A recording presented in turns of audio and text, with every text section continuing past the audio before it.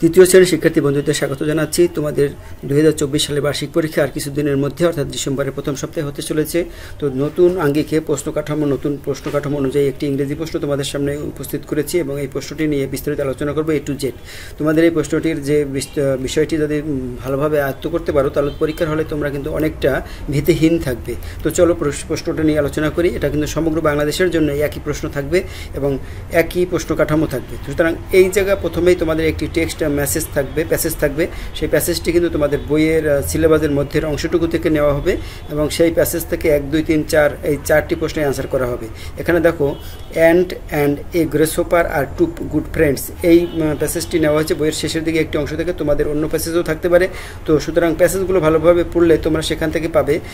1 নম্বরে দেখো write the answers on the answer is paper, অর্থাৎ উত্তরপত্রে সঠিক উত্তরটি লেখো। এখানে 5টা টিক থাকবে। সেই টিক থেকে দি অ্যান্ড কন্টিনিউস, এখানে কোন উত্তরটি সঠিক হবে সেটা শুধু লিখবে। এই নম্বর দিয়ে সঠিক উত্তরটি লিখলেই হবে। এখানে ওয়ার্কিং, অর্থাৎ সবসময় সে কাজ করতো, এরকম করে এই 5টা প্রশ্নের অ্যান্সার দিবে। তারপরে আমরা যাব নম্বরে রয়েছে রাইট ট্রু আর ফলস, অর্থাৎ ওই যে গল্প প্রসেসটি পড়েছি সেখান থেকে ট্রু ফলস লিখবে। ট্রু হলে ট্রু, ফলস হলে ফলস লিখবে। The two friends live in a jungle, এটা ফলস, এটা তারা একটা গ্রাস ফিল্ডে বাস করতো।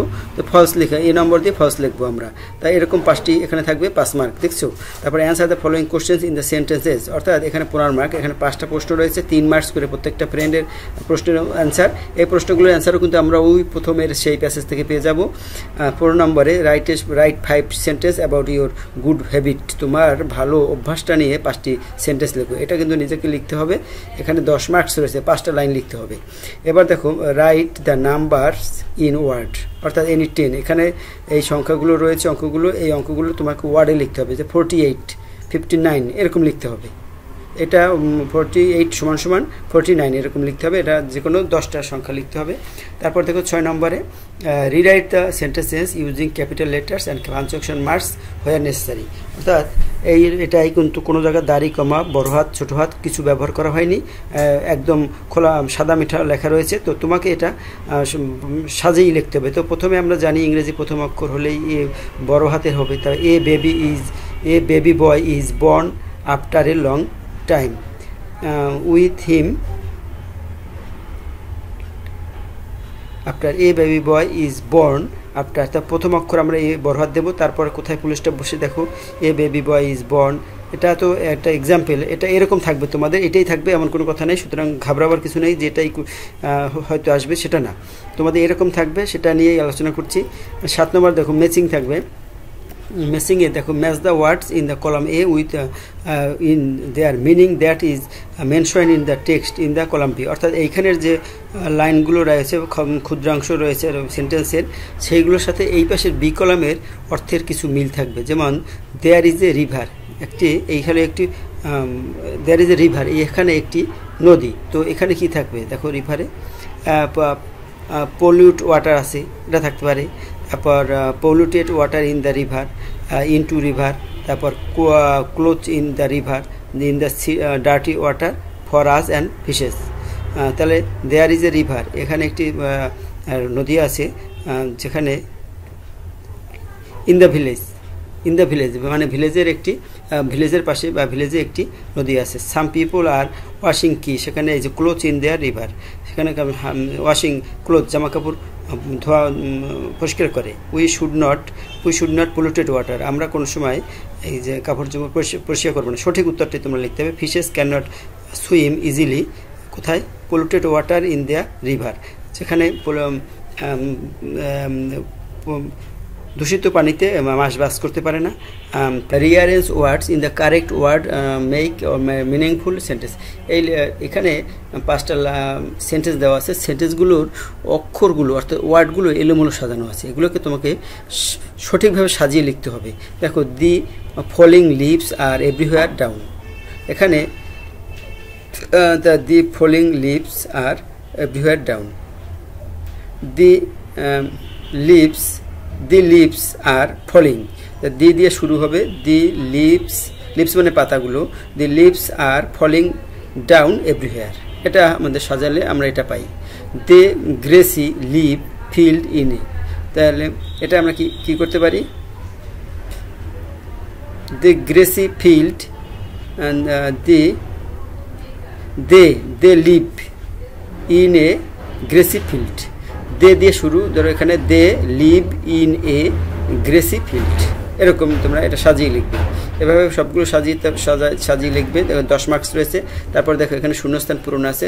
এই যে শব্দগুলো রয়েছে এই শব্দগুলো দিয়ে কিন্তু এই শূন্যস্থান পাঁচটি তোমাদের পূরণ করতে হবে। সাম পিপল আর ওয়াশিং কি clothes, a man throes dash rubbish into the river, কি ফেলায়,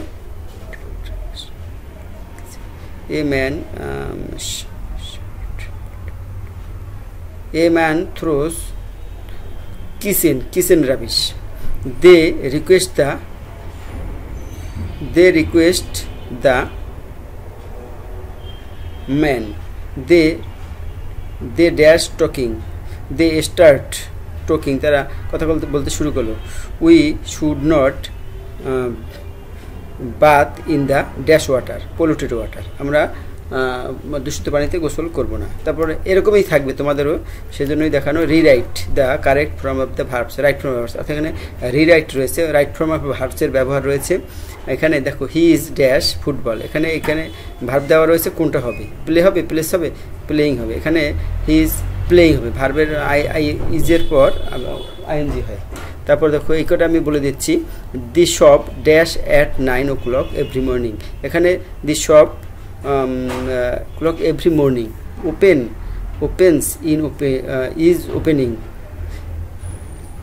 দি shop at 9 o'clock every morning, প্রত্যেক দিন সকালে খোলে। দি শপ ওপেন্স, কারণ এটা third person singular. The shop opens, মাঝখানেরটা হবে it dash since 8 o'clock this morning, it is raining হবে, ইট ইজ রেইনিং প্রথমটা। তারপর আই, এখানে বিস্তারিত আলোচনা করছি না, খালি উত্তরগুলো বলে দিচ্ছি। I dash next month, I will be coming, I am coming, I shall be coming, I shall next month মানে ভবিষ্যতে, সেই জন্য I will be coming, I will বিও দেওয়া যায়, আই শ্যাল বি কামিংও দেওয়া যায়, যেটা দেওয়া এখানে এটা প্রথমটা। I will be coming next month, that house dash to my uncle, belongs, that house belongs হবে মাঝখানেরটা, that house belongs to my uncle. You dash when I came to your house, when you are sleeping, when I came to your house, when you are sleeping, তুমি যখন ঘুমাচ্ছিলে, তাহলে প্রথমটা you are sleeping, when আমি তখন এসেছিলাম, when I dash my dinner, I went to bed, এটা পাস্টে আছে। when I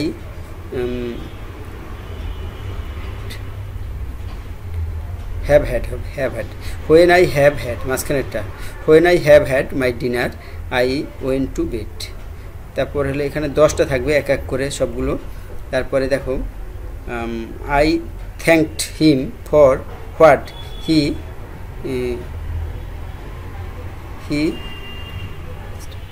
has done, মাঝখানেরটা। তারপরে দেখো যে আই নম্বরে a hardworking student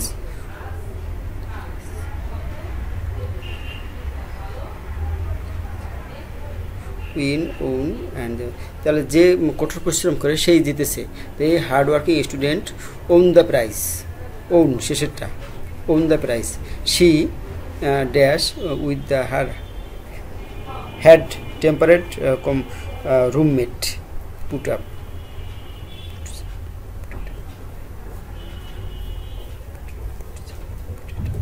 she putted up, না পুট আপ, কারণ পুটের পাশটাও পুট হয়, তাহলে she put up with her bad temperate roommate. নম্বরে রয়েছে simple request with the suitable response, অর্থাৎ কলামে এর সাথে বিকলামের মিল করতে হবে। I may come in sir, sit down please, come here Suman, go to your seat, open the book. এভাবে কিন্তু একটা মিলান্তি থাকবে, মানে কলাম থাকবে, এ কলাম বি কলাম। তো এটাও তোমাদের এই মিলকরণের মধ্যে থাকবে, এটাও সহজ হবে। তো এই হলো প্রশ্নের ধরন বা মান বন্টন। তো বন্ধুরা, এটা তোমরা ভালোভাবে যদি প্রশ্নটা সম্পর্কে ধারণা নাও, তাহলে তোমাদের পরীক্ষায় গিয়ে তোমাদের সমস্যা কম হবে। তো ধন্যবাদ বন্ধুরা, ভালো থেকো।